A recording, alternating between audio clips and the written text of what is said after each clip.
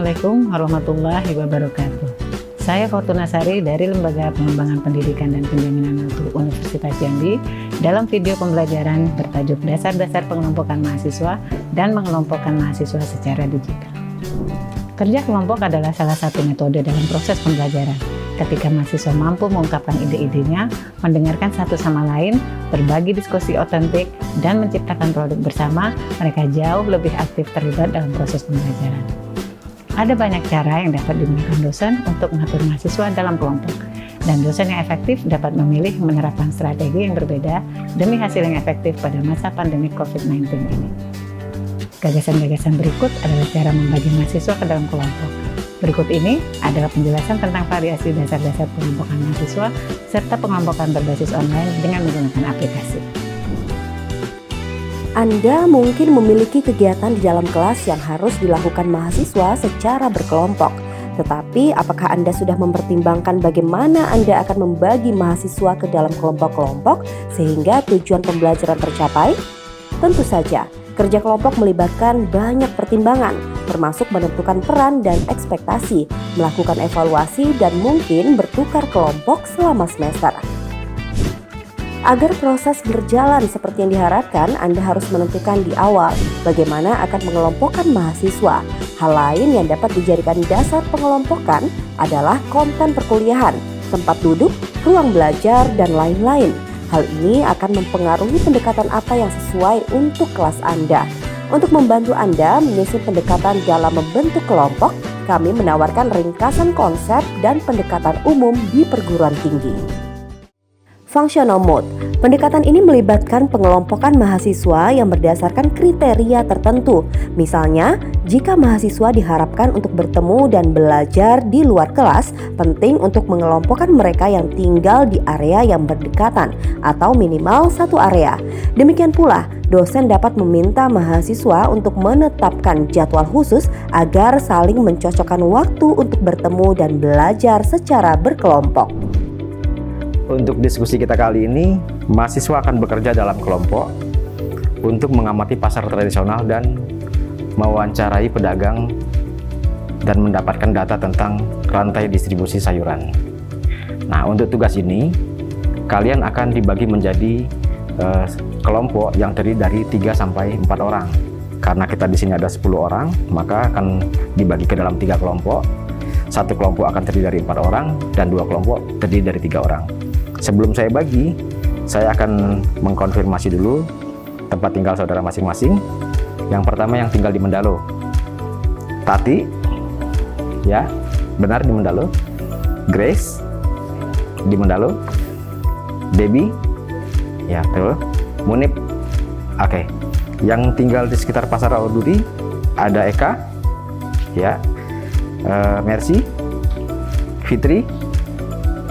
Yang tinggal di sekitar Pasar Keluarga, Teresa, Indra, Nisa. Oh, sudah benar semua ya? Oke, baik. Nah, jadi pembagian kelompoknya seperti tadi. Yang tinggal di Mendalo itu akan mengamati dan mewawancarai pedagang yang ada di Pasar Simpang Rimbo, yaitu Tati, Grace, Debbie, dan Munib. Yang akan mengamati dan mewawancarai pedagang di Pasar Rawabudi adalah Eka, Mercy, dan Fitri. Sedangkan yang mengamati Pasar Keluarga adalah Teresa, Indra, dan Nisa. Oke, silakan ambil tempat sesuai dengan kelompok masing-masing. Yang kelompok 1 di sini, kelompok 2 di tengah, kelompok 3 di sebelah kanan. Silakan berdiskusi untuk membuat rencana dari pengambilan data tersebut. Selamat bekerja. Heterogemus. Kelompok heterogami dibentuk untuk memastikan keberagaman dalam anggotanya.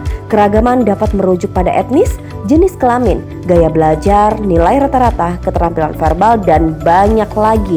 Kelompok yang beragam dapat memastikan bahwa mahasiswa mendapatkan keuntungan dari perspektif yang berbeda. Cara ini juga dapat meningkatkan kesempatan bagi mereka yang lebih lemah untuk belajar dari mahasiswa yang lebih kuat kemampuan akademisnya. Untuk diskusi kita kali ini, mahasiswa akan dibagi ke dalam kelompok heterogen. Heterogennya dari segi apa? Dari segi gender, daerah asal, tempat tinggal, pengalaman belajar, dan nilai. Saya sudah mendapatkan data mahasiswa tentang hal tersebut dan akan membagi kalian dalam 3 kelompok. 2 kelompok berjumlah 3 orang dan 1 kelompok berjumlah 4 orang. Kelompok pertama, dengar ya. Nisa, ya. Mercy, ya. Eka, ya. Indra. Itu nanti di sebelah kiri. Kelompok kedua di tengah, Teresa, Tati, Debbie. Kelompok ketiga di sebelah kanan nanti Munib, ya, Fitri, Grace. Oke, silakan ambil tempatnya masing-masing sesuai dengan kelompoknya.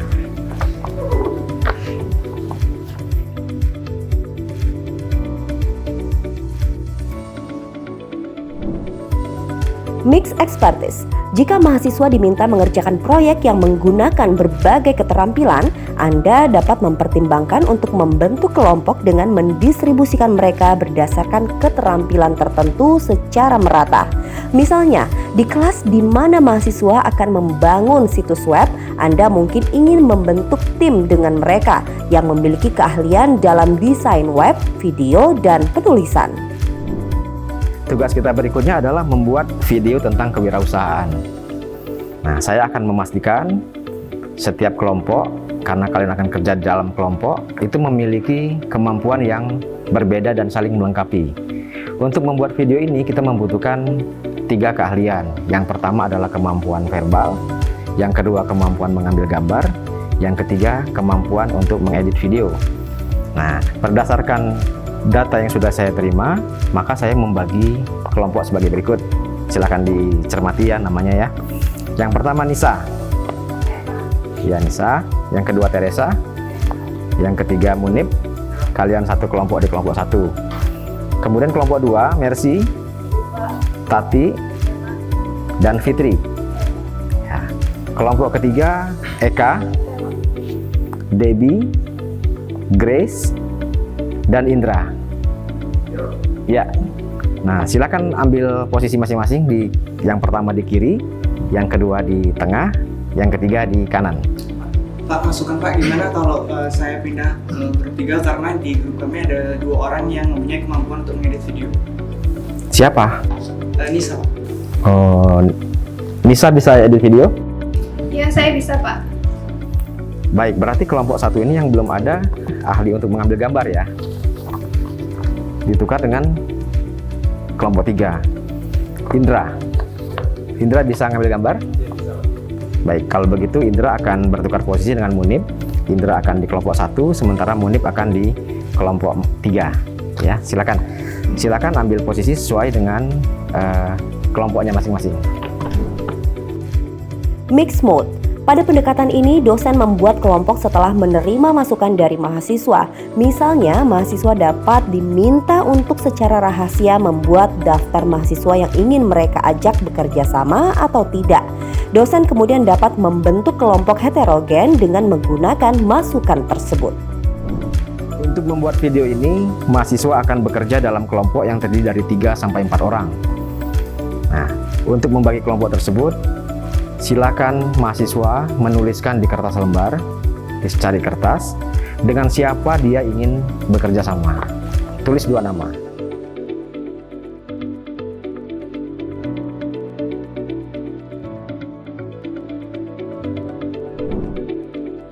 Proximity. Metode ini hanya meminta mahasiswa untuk mengelompokkan dengan orang yang duduk dengan mereka. Pendekatan ini cepat dan mudah, tetapi juga mengundang mahasiswa untuk berkelompok dengan mahasiswa yang mungkin telah mereka pilih sendiri untuk bekerja sama. Konsekuensi dari pengelompokan langsung ini adalah bagi mahasiswa yang terlambat akan kerap duduk bersebelahan, yang mengakibatkan sebagian besar mahasiswa yang terlambat tersebut akan kehilangan informasi di awal pertemuan akibat keterlambatannya tersebut. Untuk tugas kali ini, kalian akan berdiskusi berpasangan. Setiap kelompok akan terdiri dari 2 orang, hanya 2 orang saja, dan nanti akan bertugas mendiskusikan topik yang akan dibagikan secara acak. Nah, silakan kalian berpasangan dengan orang yang ada di sebelah kalian. Ya, Tati dengan Munib, Teresa dengan Fitri, Mercy dengan Mela, Debbie dengan Indra, dan Grace dan Eka. Silakan. Random, pengelompokan acak adalah cara cepat untuk mencoba menghindari mahasiswa untuk memilih sendiri anggota kelompoknya untuk mencapai heterogenitas tanpa menghabiskan banyak waktu. Kelompok acak dapat dibentuk berdasarkan hari ulang tahun dengan membagikan kartu khusus atau hanya dengan memanggil berdasarkan nomor urut. Saya akan membagi kelompok secara acak dengan meminta mahasiswa untuk berhitung. Kita mulai dari kiri. 1, 2, 3, 1, 2, 3. Oke, baik. Mahasiswa yang menghitung angka 1, dia akan masuk ke dalam kelompok 1. Mahasiswa yang menghitung angka 2, masuk ke dalam kelompok 2. Begitu juga dengan mahasiswa yang menghitung kelompok angka 3 akan masuk ke kelompok 3. Jadi kelompok 1 adalah Tati, Fitri, Debbie, dan Eka. Kelompok 2 Munib, Mercy, Grace. Kelompok 3 Teresa, Mela, dan Indra. Oke ya.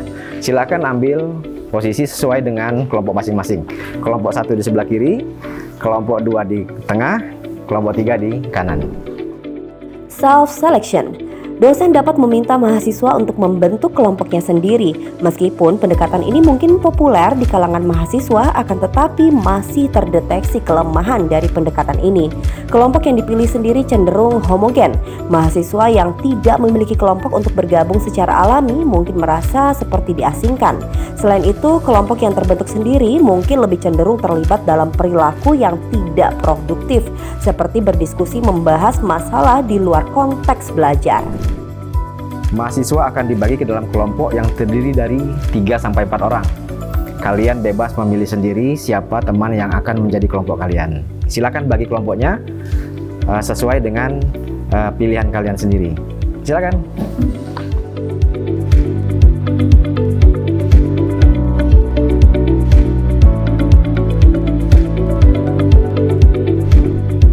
Demikianlah pembahasan tentang dasar-dasar pengelompokan mahasiswa dalam proses belajar. Selanjutnya adalah metode pengelompokan mahasiswa secara digital dengan menggunakan aplikasi online.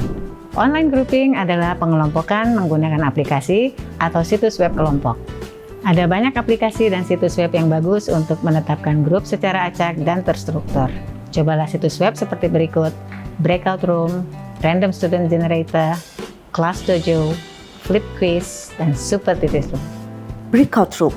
Cara termudah untuk melakukan breakout room adalah dengan menugaskan mahasiswa secara acak selama sesi kelas.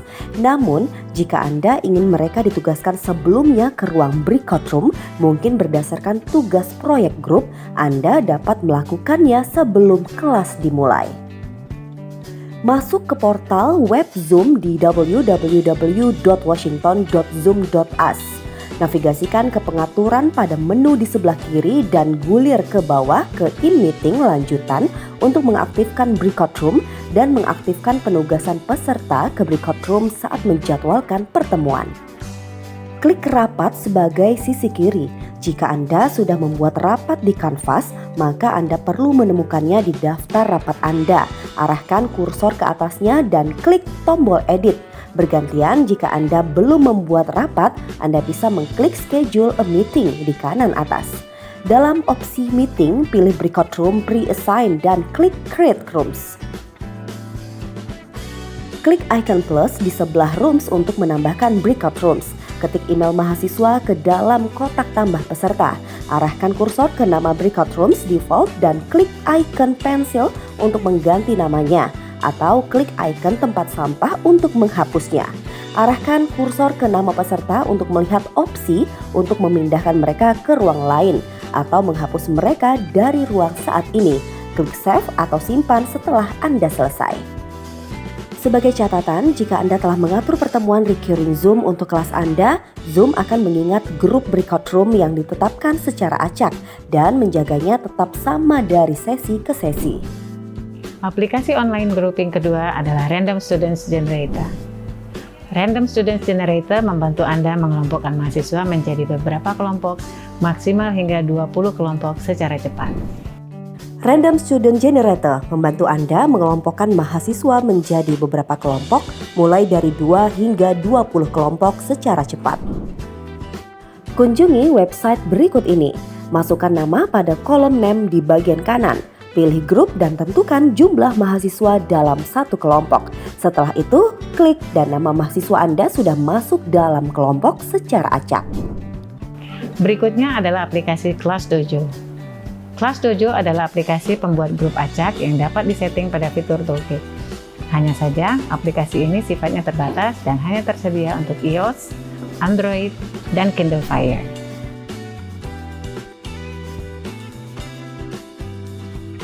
Untuk menginstal Class Dojo, buka Play Store di Android dan cari aplikasi Class Dojo dan install aplikasi tersebut. Lalu, bagaimana meregistrasi akun pengajar? Caranya, buka aplikasi Class Dojo dan pertama-tama mendaftarkan nama sekolah. Selanjutnya, membuat registrasi akun guru dengan memasukkan username dan password, kemudian login. Membuat kelas sesuai dengan kelas yang akan dihadapi dalam PBM. Memasukkan anggota kelas. Untuk anggota kelas dapat menginput nama-nama mahasiswa di kelas dengan copy-paste dari daftar nama mahasiswa yang telah ada dan dapat juga menginput satu persatu dengan mengetik nama mahasiswa. Caranya, klik icon Group Maker pada monitor. Setelah muncul tampilan seperti ini, drag pilihan di atas ke mode grup. Kemudian tambah nama grup seperti writing group atau reading group. Selanjutnya, ketik nama mahasiswa secara manual apabila belum memasukkan daftar nama mahasiswa, atau tap nama-nama mahasiswa yang telah terdaftar pada aplikasi seperti yang tampak pada gambar. Jika selesai, tampilannya akan seperti ini dan Anda dapat membuat atau menambah grup lainnya. Aplikasi online grouping selanjutnya adalah Random Group Maker. Random Group Maker oleh Flipquiz adalah cara mudah lainnya untuk mengelompokkan mahasiswa. Tambahkan daftar mahasiswa Anda dan ketikkan berapa banyak kelompok yang diinginkan dan mahasiswa akan ditempatkan secara acak dalam kelompok. Yang terakhir adalah Super Teacher Tools. Super Teacher Tools merupakan aplikasi pembelajaran yang juga memiliki fitur pembuat grup acak. Anda harus mendaftar untuk mendapatkan akun terlebih dahulu agar dapat menggunakan aplikasi ini. Tampilan akhir dari pengelompokan nama adalah seperti gambar berikut ini. Hal pertama yang harus dilakukan adalah sign up akun dulu dengan mendaftarkan nama grup dan email Anda. Kemudian masukkan password dan nama Anda sebagai dosen berikut alamat email yang aktif. Setelah itu klik create group. Setelah berhasil, Anda akan melihat tampilan seperti di atas ini dan klik sign in untuk dapat masuk ke dalam grup yang Anda buat. Setelah berhasil sign in, silahkan klik create import a new group untuk memasukkan daftar nama mahasiswa Anda dan klik create class list di kotak paling bawah. Setelah selesai memasukkan nama mahasiswa, Anda akan melihat seperti gambar dan kemudian klik icon orang pada gambar. Ketika Anda sudah melihat tampilan, silahkan tentukan jumlah mahasiswa dalam satu kelompok dan jumlah kelompok yang Anda inginkan. Setelah itu, klik create groups. Akhirnya, kelompok akan terbentuk secara random seperti yang tampak pada gambar. Demikianlah sharing informasi tentang pendekatan dan variasi pengelompokan mahasiswa secara digital dalam pembelajaran di masa new normal seperti sekarang ini. Semoga bermanfaat. Sampai jumpa di sesi sharing kita selanjutnya. Assalamualaikum warahmatullahi wabarakatuh.